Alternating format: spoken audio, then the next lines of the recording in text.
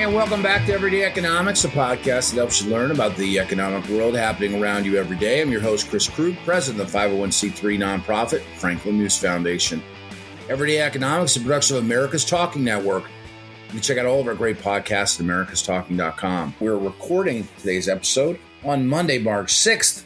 And joining me, as always, is Dr. Orphe Divounguy, PhD economist. Hey, Dr. O, the jobs report is coming out on Friday, and we're recording this on Monday. The last two jobs reports, there were questions about those numbers, but we haven't seen any revisions from either one just yet. It sounds as if the consensus, and by that I mean, a handful of people who have the guts to put a number out there, is that we're going to see non-farm payroll up somewhere between 175,000 and 250,000. And that's, of course, coming behind the increase of 517 from January, 517,000, which, as I just said, hasn't been revised just yet. And there was some skepticism around that. So what are you thinking? What are the factors that you're looking at as you're considering where the jobs report's going to come in? What's your feeling about the report overall?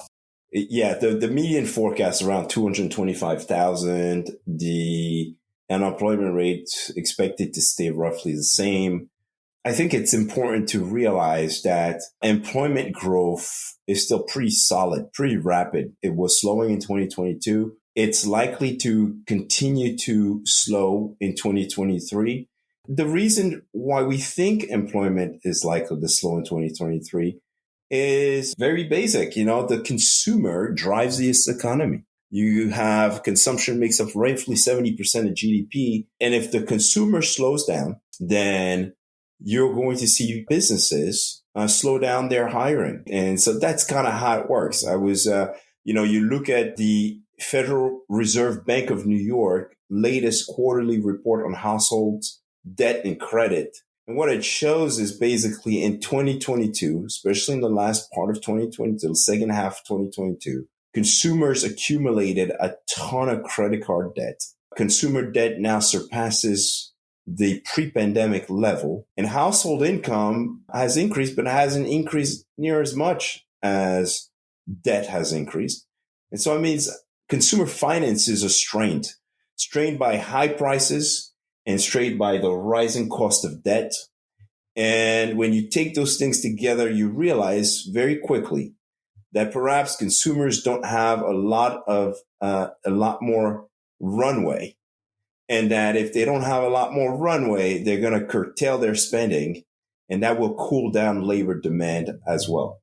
In the past week, we've talked about people that are looking at, the market overall, a recession. Does the Fed bring this in? There's talk about probably another, 75-point basis increase on the horizon, right? Is this unemployment trend that you're seeing and, these numbers maybe really not moving terribly much, is this an indicator that we may not have the soft landing, may not have the hard landing, maybe have no landing at all? The Fed is not trying to kill the labor market, okay? The Fed is not trying to do that. I think it's kind of a misconception that people have.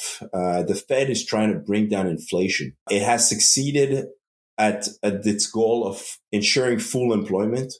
And what we mean by that is basically everybody who wants to be working today is working. The unemployment rate is 3.4%. What the Fed is concerned about, though, is the fact that wage growth is still very high. And if wages are growing at a rate of 4.4% per year over year, it's going to be very difficult to bring consumer price growth below 4.4% this year. And so, and to get down to that 2% Fed target. So I think that's the first point. So wage growth has to come down, and wage growth can come down through a number of ways. The first one is you could get an increase in labor supply. And if more people are coming on the market looking for work, right? So an increase in labor supply would basically cause the unemployment rate to tick up.